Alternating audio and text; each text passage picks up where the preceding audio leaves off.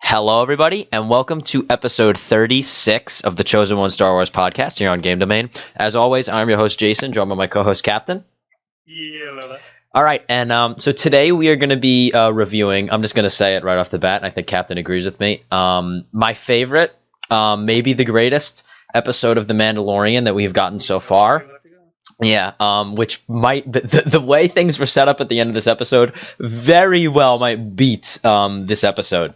But I mean, just chapter 14, I believe it is in total. Episode 6 of Mandalorian season 2. I mean, the first season was so amazing. I remember going into the season thinking it's going to be hard to replicate that. But wow, was I wrong? Because this episode was just some of the greatest Star Wars I think we've ever gotten ever. Kind of up there right with the original trilogy, with just how well done it was. Better than anything Disney. Yeah, I mean, Dave Filoni, Jon Favreau, that whole crew. I'm not sure who directed this one, but I mean, whoever it did it was absolutely incredible. I mean, so let's just go through the plot breakdown, and then afterwards we'll kind of just bring it all together and just say how amazing this episode was. I mean, to start off, we get with, in my opinion, this might have honestly been one of, maybe not my favorite, but at least my second favorite parts of the entire episode, which was just that little exchange between Grogu and Mando at the beginning, when Mando was when he was just such a proud father. And he was like holding the ball, and he forced it, and then he was celebrating, and like Grogu thought he was upset. He's like, "No, I'm not mad. I'm so upset as to why Ahsoka wouldn't train you. You know, you're so powerful." And when he was like saying to Grogu, he's like, "I'm gonna bring you to a Jedi. I'm gonna bring you to the right people for you to be with." And he's like, and he's like, and they're gonna train you, and you have to go with them because I'm not powerful enough to train you. I mean, that was emotional. That was very, very emotional to watch. And it was just like, it makes you think in your head, does Grogu want to leave Mando? Does he want to become a Jedi, or does he want to stay with Mando? And that's the main question, I think, that's kind of presented to us in this show. Obviously, at the end, we have a task to kind of wrap up by the end of episode 8, the final episode of the season, which is to get Grogu back.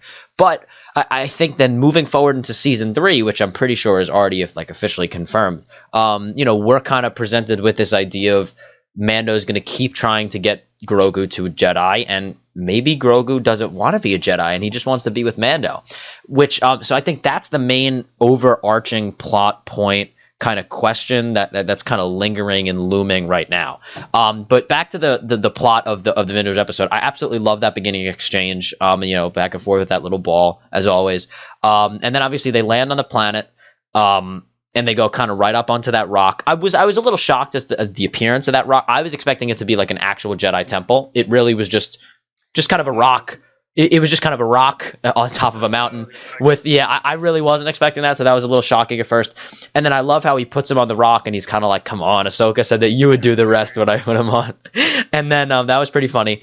And then just right away, Slave One coming in 2 minutes into the episode, just flying on in. And obviously at the beginning of the episode, on Disney Plus, they have the recap at the beginning of the episode. So now the first part of the recap was just that scene that was at the end of episode 5 of the first season. The first episode that took place on Tatooine in the series, when what we presumed was Boba Fett walked up to Fennec and kind of picked up the body. And everyone was like, "Ooh, where are they going to go with this?" And once that recap was shown, I said, okay, Boba Fett's in this episode, which is a little shocking to me because I was thinking, all right, we're going to get Grogu trying to figure out his Jedi destiny, and then Boba Fett's going to be in it. I was like, I don't know how this is going to work. So Boba Fett flies in, and I immediately think, oh my God, Moff Gideon wants Boba Fett to go and take the child. That was kind of my first thought, was that he was once again enlisted by the Empire to chase down this high asset. So I thought that was pretty cool. And obviously the beautiful sound of Slave One coming in, kind of just straight out of, from Jango's ship in episode 2, that scene, which is a very well done scene for a prequel scene, when they're kind of through that asteroid field and, the seismic charges, just really cool sound design in that whole field, in that whole scene. And that sound of the ship. Yeah, and that sound of the ship going through was always something that was really, really cool watching those movies as a kid, and now, of course. I really do not know So I know how they did. I know how they did the silent charges. Mm-hmm. I just call them guitar bombs. It's literally a chord strum on a guitar. Some of the stuff what I really want to know is the actual sound slave one. I want to know what that is. Yeah, it's really, really cool. So then that was really cool as he was coming in, and then I like how Mando was immediately like, you stay here and do your thing, and then he turned into a Force lighthouse, which, let's just say it now, Captain predicted last week as a joke that he would put Baby Yoda on the rock and he would turn into a Force lighthouse, and here we are, and he turned into a freaking Force lighthouse. I mean, this is I'm actually starting to scare myself. Yeah, it is a little freaky. Two things last time. On last episode, I predicted some stuff that would happen this episode, and then some stuff that would happen in like the overall arc as we come to finish it. Dear God, was I was like 70% accurate for what was going to happen today. I'm starting to scare myself. Oh my God! Right, with the Force Lighthouse and some of the other things that we talked about, I was like, this is not possible. Am I some sort of seer? Can I see the future?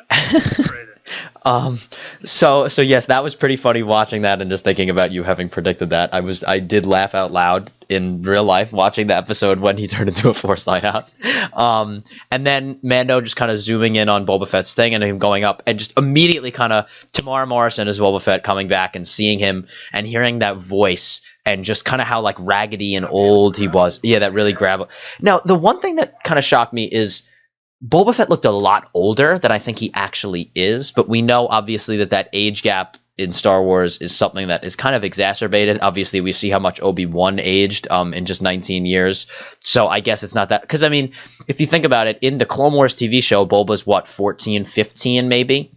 And then Revenge of the Sith and New Hope, between those is 19 years. So, I mean, he's in his, practically he's in his 30s when we see him in The Empire Strikes Back. And then he's really only, I believe, in his late 30s, which shocked me as to how old they went with his look, because I really think they could have got away. I mean, I know they had to make him old and raggedy and whatever with scars and what have you from being in the Sarlacc pit. But I mean, this is only 5 years after Return of the Jedi, which is 1 year after The Empire Strikes Back. And according to the canon and the timeline, I mean, he's really not. I mean, he's I guess he's 40. I guess he would be 40 when we see him in Mando. In episode 4, so at the Battle of Yavin, he's 32. He's 32. Okay. He's 32. And I'm pretty sure at some point they do say that being inside of a Sarlacc, it slows you down so you can die longer over a grave. Yeah, so I guess that would be why. But I found that a little interesting as to how old they made him. And the voice was just very, very graspy, and I love how Tamora Morrison did that. And then so that was obviously really cool, and then kind of right away him confronting Mando. I would have been kind of cool if they had a little bit more of a firefight right there, but it was nice just to have that little dialogue, and then him saying, "I'm here for for my armor." And now I liked how they were talking about Django, and I liked how there was obviously that emotion and that because that relationship. Yes, I like that too, and I like that the relationship between him and Django, because we see obviously how emotional he is in episode 2 when he's holding his father's head in his hand. And there's an entire arc. There's multiple arcs in the whole Clone Wars series, which is about him trying to avenge his death. So I thought that was really cool to have him kind of emotionally talking about his father like that. So that was really cool, and then obviously Fennec's up there, and Mando's kind of shocked, how are you still alive? I liked when Fennec's you look like you're seeing ghosts, even though you can't see Mando's expression. It was just funny because you could tell how shocked he was. And then Mando's I thought you were dead. So I like that little exchange, and then I like kind of how the Imperial troops roll in and just immediately they don't even say anything or whatever when he says if you return my armor, we'll guarantee the safety of the child. And then when the troops, by the way, were running out of the drop pods. I was like, this is the equivalent of D-Day. Yeah. 100%. It was really cool. The officer who's just get up there. And yeah. Just everybody keeps that, and I'm like, you are a terrible leader. You don't watch. That was really cool, and just the pure action for what was that? Maybe 5-10 minutes straight, whatever that ended up being, of just shooting stormtroopers. Fennec was amazing. I loved Quick scope. just insane. Like obviously, we know your specialty is being a sharpshooter. And that was just absolutely insane to watch that little montage. I liked Mando kind of going up and trying to take Grogu from the thing, and him just flying back backwards. Trying. Yeah.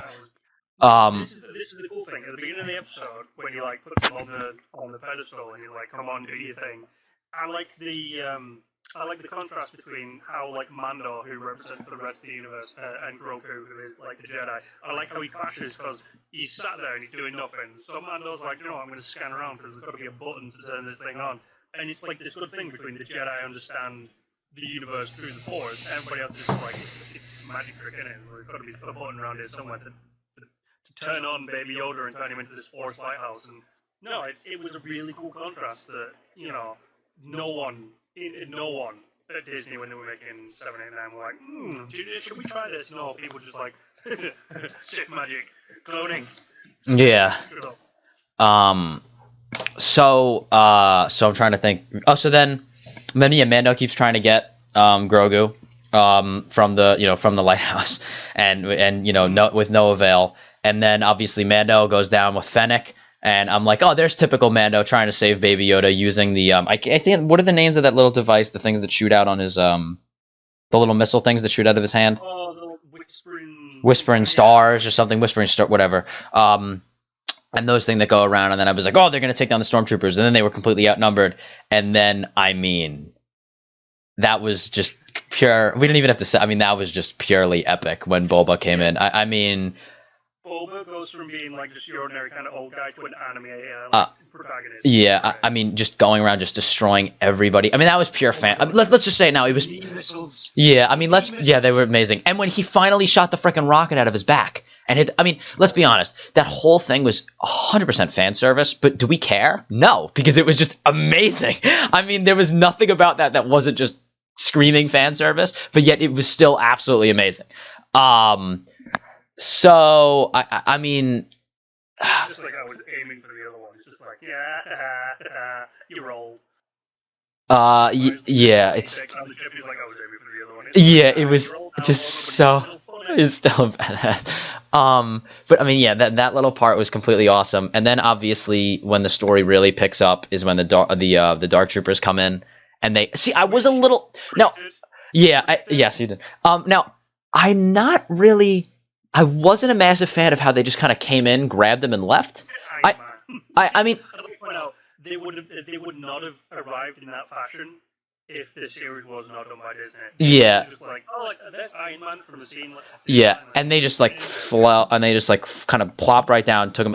I wish there would have been some sort of struggle instead of them literally just going down, picking him up, and leaving. Even if Baby Yoda would have somehow used the Force to do something, one of them, or maybe if Baby Yoda stayed in that little lighthouse thing and they went to try to grab him and they flew back and they malfunctioned or something, and whatever, made it a little bit more difficult than just grabbing him and leaving.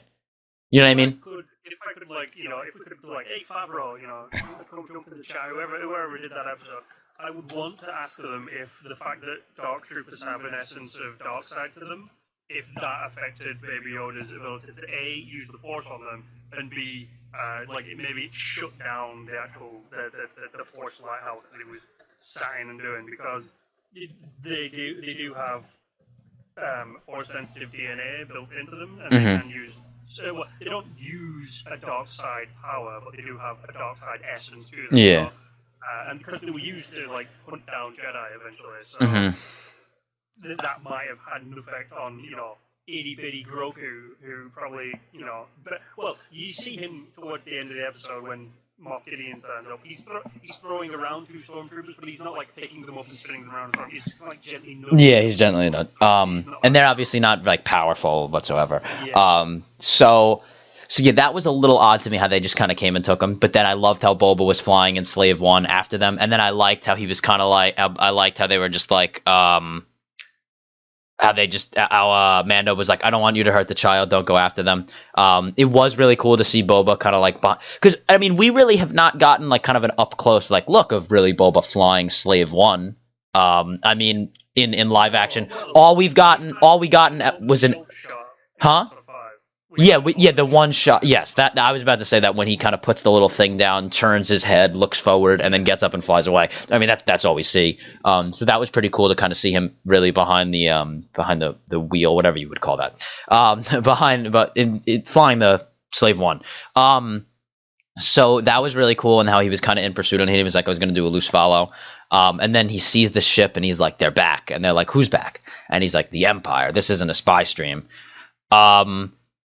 And then he flies back down, and then first off, I mean, the Razor Crest blowing up was I mean, come on, that was so emotional. That was so sad. That did not have to happen. So much emotion in the Mandalore taking 2 steps. Yeah, it was like he took 2 steps. It was like I physically went there, blew up yep. his house. Yeah, his house. when he was standing there in the rubble, and when he picked up the ball, I mean. Oh my god! Like, I've got a breaststar spear. Yeah, and fly through space and stab every ship that I can. I just can't wait for the moment he gives Baby Yoda that ball back. But he gives Grogu that ball back. But yeah, when he picked up the ball, and then obviously he picked up the thing, the Beskar spear. And then let's just point out that was hit by an orbital blast from a starship. That Beskar spear was indestructible. Yeah, like I see, and also like one of the things that I was kind of like, I mean, it was just pure plot convenience, was when Mando went to help Fennec, and somehow all of the shots from the stormtroopers went directly into Mando, and none of them happened to hit Fennec, and he was just eating them all up with his Beskar armor. Now, I knew Beskar was strong, but to be honest, going into this show, I didn't know that Beskar took every single bullet shot, every single laser that's shot by anybody, and also I didn't know that it would literally not be like touched by lightsabers. Like, I didn't know you could have a lightsaber tool with the Beskar spear. This is the cool thing. The spear is pure Beskar, which means it's very close to the stuff that Fibro Blade's made from. You know, the only other metal in Star Wars universe that we know of that isn't affected by a lightsaber. But Beskar armor, which is not pure Beskar because it's more of a Beskar alloy, kind of similar to how you would make some metals today, like maybe titanium or steel, where you mix iron and copper, can take some brutal hits from a lightsaber, but will eventually give in thanks to the impurities of other metal mixed in with the Beskar to make it into a malleable kind of metal. Mm-hmm. So it also depends on the blaster he's shooting. Now, the blasters that Stormtroopers use aren't that powerful, so he could probably stand there all day and just tank shots. But if they were shooting him with like an E-web, it go down in like seconds because it's a bigger cannon. If he shot it in with something like what Boba had with his Tusken rifle, which is more of a magnetically propelled projectile, because there's actually a bullet in that, it would probably take more from it, but it would eventually whittle it down because it's an actual thing striking it, whereas lasers energy, and Beskar is designed to dissipate energy across it, which is really cool. And I like the fact that he did actually just stand there, like taking these, these bullets and just like shooting back. And I like how she was using him basically as a human shield. It was yeah. So I mean, yeah, and then I just loved how Boba said, we did not hold our end up of the deal, and that we need to. He said, if you return my armor, then I would ensure the safety of the child. And when he said, I will not leave you until the child is safely returned, I was like, this is just going to set up for an amazing ending to the show, and with him and Fennec. And then when they flew Slave One back into Navarro, and you could just kind of tell it was Navarro, I was just sitting there. I was like, "There's no way they're doing all of this in this one episode." And then when they just pulled right up to Navarro and they landed the ship, and he goes up to Cara Dune, and I just loved how he went up to her, and he said, now she's whatever part of the New Republic, that town. Yeah, she's sure. And then she said, there's rules I have to follow when they found the Bill Burr character, which I'm also kind of excited about. And he said they have the child and her face. I mean, that was just amazing, because that's how all of us are when Moff Gideon has the child, and she wants to, when he wants to have the child, she knows that she needs to go and help. And then obviously we know Grief Karga is going to come about, and my favorite character in the entire show, the blue guy who we don't know the name of, the blue guy who was the bounty that Mando hunted in the first episode, and then he came back a couple episodes ago when they went on Navarro. You know who I'm talking about? Yeah. So that guy, I just find that guy very comical. So hopefully he comes back too. But I mean, and then obviously the Bill Burr character, and just, I mean, then well, let's just talk about the little ending scene first, and then we'll talk about kind of looking forward into the next episode and what I'm really excited about. But then we have Moff Gideon kind of going up and going to examine Baby Yoda, and he's sitting there kind of just tossing the stormtroopers around, and Moff Gideon's just kind of looking at him, shows him the Darksaber. I really wish he would have just put the Darksaber in his hand. That would have been kind of cool. But then yeah, then and then obviously, you know, they tranquilize him, and he goes to sleep, and they put the little shackles on him. Shackles on him. I was looking at it like he just sleeps. Yeah. Right out of that. Yep. And then you know, the ending shot is just him sleeping there. So I mean, it sets up for, you know, that's the main plot of the episode. I already said, I mean, there's really nothing else I can say other than I just absolutely loved every part of this episode. It was just absolutely fantastic. Before we move on to kind of how the next two episodes will now be set up and what we think will happen, Captain, is there any other specific thoughts you have on the episode itself other than that it's just absolutely amazing? No, it is pure, just incredible, perfection. Yeah, there's nothing wrong. The thing that I have a problem with is the fact that when Boba and Thingy were like, yeah, we're going to put our stuff down, he was like, right, you take off the jetpack, I'm going to put my gun down. Like, and then I'm right, okay.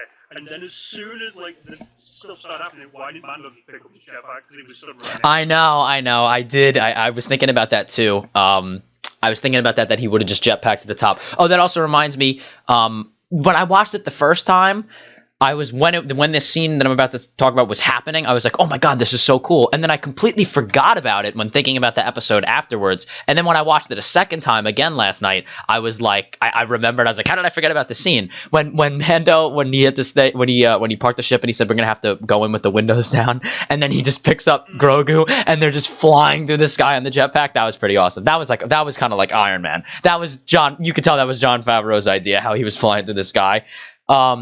That was, yes. So, I mean, that was awesome. So is there anything else I didn't mean to cut you off. Is there anything else you wanted to touch on? No, it was. It's just so good. Apart from like Mando not picking up his jetpack. Yeah, that was. Nothing mad about this episode. Yep. Now, all right. So now, kind of how the next two episodes are going to be set up. I'm just going to say right now, this episode was my favorite. I think this might have been the best of the show. Before this, I still say episode 3 of the first season was my favorite. I just thought it was absolutely epic when Mando went back in to get Grogu, and then handed him at the ball at the end of the thing. Like, I just thought that episode was my favorite up until now. This episode is not, like, I don't love it so much more because I still really love that episode 3, but I like it a lot. And I like it a decent amount more. I think it's very, very, just incredibly well done. Now, the best part about it is that how this episode ends, it makes me think that each of these next two episodes could be the best episodes of the show. They have that potential because you're having this crew of Mando, Boba Fett, Fennec, Cara Dune, Greef Karga, and Bill Burr, and maybe the blue guy, all going in on a revenge tour to get Baby Yoda from Moff Gideon. I mean, you couldn't set this up in a more epic way to just have this group of ragtag bounty hunters. I mean, and when we were first heard about the show The Mandalorian and we didn't know anything that it was about, everyone thought, oh, it's going to be kind of cool to just see random rogue bounty hunters going around the galaxy. And here they are. We got 6, 7 of them all kind of teamed up together.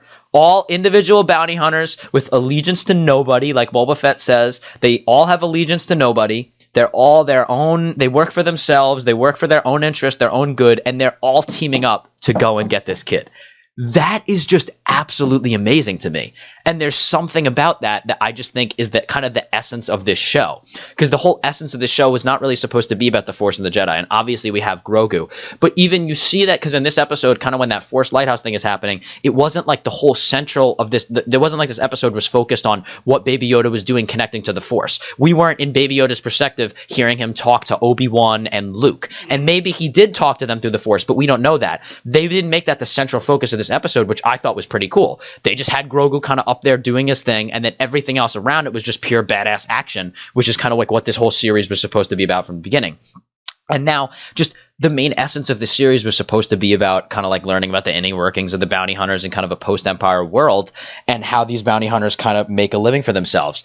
And here, all they are, all individually coming together to try to save this kid, which I just think is a really, really cool idea. I think it's going to be absolutely awesome. And just, I mean, look at the pure badass fighters that we have in this that we have are going to be going after this kid. I mean, maybe some of them are going to die. I think Boba Fett might die by the end of this season. Like, I don't necessarily know if he has a place for next season. I don't think they'll get Ahsoka. I don't know. I think maybe there's a chance that they try to go and get Ahsoka. And I was thinking in my head, I mean, this would just be like just the ultimate fan service. I don't necessarily know if they would do this. I think this would be too far of a stretch. If they go and kind of get Ahsoka, and then Ahsoka's like, oh, I have 2 more friends who can help out, and then goes and gets Sabine and Rex. I think that would be a little too far, but I mean, that would be epic. Like, I wouldn't have a problem with it, but it'd be maybe a little bit too much fan service. And it necessarily would hurt. It would hurt the last 2 episodes, kind of just having all of those characters do that, but it would still be pretty epic. But I don't necessarily think they're going to go back and get Ahsoka. The only thing that makes me think that they would do that is because Mando's kind of like, we're going back to get, maybe Ahsoka would have some sort of emotional connection to this Force-sensitive kid and say, like, the Empire is like trying to use him and his powers for their own good, and that would be something that kind of hits Ahsoka's heartstrings and would make her want to go and help. So I think that would kind of be the only real reason that they would go and get Ahsoka, and I think that would be really cool. But I don't necessarily think they're actually going to go through with that. I think, like I just said before, I think that, this whole show is not really about the Jedi and stuff like that. And just having this kind of ragtag group of bounty hunters all together with one mission trying to get the child back, I just think is really, really cool. And I'm just very excited to see how these next 2 episodes go down. And I don't really care how they go down, as long as it's just pure badass action and Grogu ends up in Mando's hands with holding that little ball by the end of it. I'm perfectly fine with it. So I mean, yeah, that's kind of what I'm looking forward to, the next 2 episodes. So now, I mean, it's time for what we're all wait for every week. You're look through the 8 ball, and tell us what you say. Well, I mean, I can literally explain what the next episode will be in 2 words, or I can describe what it will be by using 4 words. Which one do you want? Do you want 4 or do you want 2? We'll go with let's start with 2 and then expand to 4. 7 samurai. Wait, what'd you say? I'm sorry. You think your mic just cut out for a second. 7 samurai. Okay, all right. And now the 4 word. 7 samurai, magnificent 7. All right. Well, you gotta remember, the original Star Wars are built off old school stuff like that. 7 samurai, the Hidden Fortress, all that kind of stuff. And the Americanized version of the 7 samurai is Magnificent 7. Now, if you think about it, we've got Fennec and Boba. We've got Greef Karga and WrestleMania. We've got the Mando.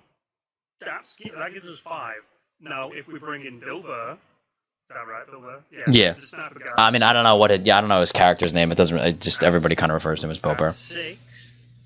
Then, if we were to bring in, because she wants revenge, if we were to bring in the other Mandalorian woman whose name I've completely and utterly forgotten. Bo-Katan. Oh, Bo-Katan. Yeah, I mean. But if you watch the Magnificent 7 and some of the different movies, there's not always 7 of them. Yeah. There's sometimes a little bit of wiggle room for like cliche characters in it. So if we throw Ahsoka in there, that's 8 for our little character.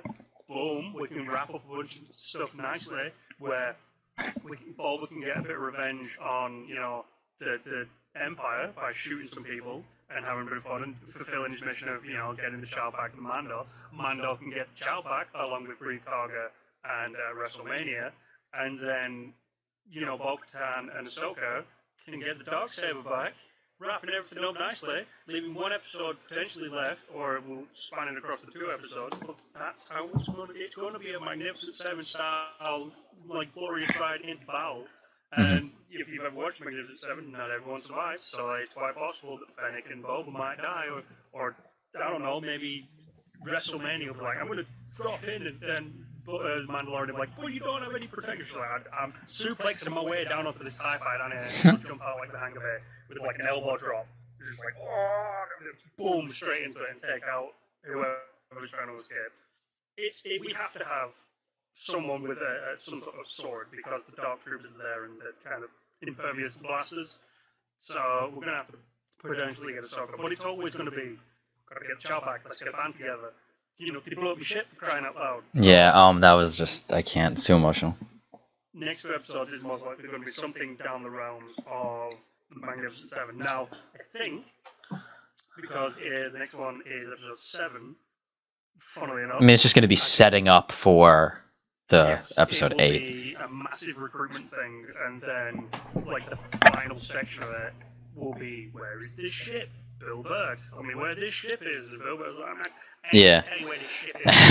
Yeah, his Boston And accent. from Boston, even though I don't think he's actually from Boston, but you know. No, I think I'm pretty sure he is. Well, if it's from Boston, well, hey. But that'll be like episode 7. They'll be setting up, they'll be hiring people. I really want, and I can't remember the name of the guy, but that Asian. Oh, the Asian accent. From Kim's Convenience. who's apparently the only police officer in the entire galaxy, because he's the only one who ever shows up. Yeah, him and Dave Filoni, I think it is. Dave Filoni, that's it. Yeah. So I want him to turn up. That'd be pretty fun. Maybe we Dave Filoni. That'd be kind of cool. Yeah. But like he was brought into it. Like they brought that character for that actor. He didn't exist. Yeah. They brought him for that. It was pretty cool. So I want to see him in it. Potentially towards the end of like episode 8, where like the ship's on fire, like they've rescued Baby Yoda, everybody's dead, and he lands. He's like, "So what's going on here then?" And then like boom, end cut. That's it. That's his last line of season 2. Season 7, definitely. Season 7, jeez, man. Oh my God, that's a little too far. A 7 style recruitment episode, and then 8 is going to be. We know where they are. Bill Burr told us. Maybe on his deathbed, maybe not. Who knows? But Bill Burr told us where they are. Let's go get him. Gonna have to slash up some Dark Troopers. Gonna have to shoot some Stormtroopers. Gonna have to karate kick some Imperial officers. And then it's potentially a fight between either Mando and Moff Gideon, Ahsoka and Moff Gideon, Bo-Katan and Moff Gideon, or a weird triple team up or duo or something like that. And then it'll just come to the point where Moff Gideon's kicked the crap out of all of them. Baby Yoda walks into the room with a tiny little lightsaber. The Mando picks him up, spirals him like an American football, and he just drives straight through the heart of Moff Gideon. And that's how they kill him. They literally end zone past Baby Yoda all the way through him and kill him. That's going to be the best ending ever. It's great. Mando fades back. Oh, he's going for a pass. He's going to throw it to Bo-Katan. No, he's going for a Hail Mary. He throws it. He's killed Moff Gideon with the face of Baby Yoda with a tiny little lightsaber, or it's like he attaches him to the little spear as like a counterweight and just lobs him. So that's definitely, apart from the stupid stuff, that's definitely how 7 and 8 are going to go. Yeah, I mean, it's just like, there's really nothing else I have to say other than it's just going to be absolutely amazing, and I just can't wait. I'm very upset that we only have 2 more episodes left. That's kind of a travesty, but it is what it is. It's definitely going to be really, really awesome. How these next 2 episodes turn out. And so we'll see you guys back next Monday for our recap of episode 7, which will be coming out this upcoming Friday. I don't know the date of Friday off the top of my head. So we'll just get to that whenever. And then we'll be recapping episode 7 and previewing the wrap up to the show. So all right, thanks for tuning in, and we'll see you guys next week. Toodles.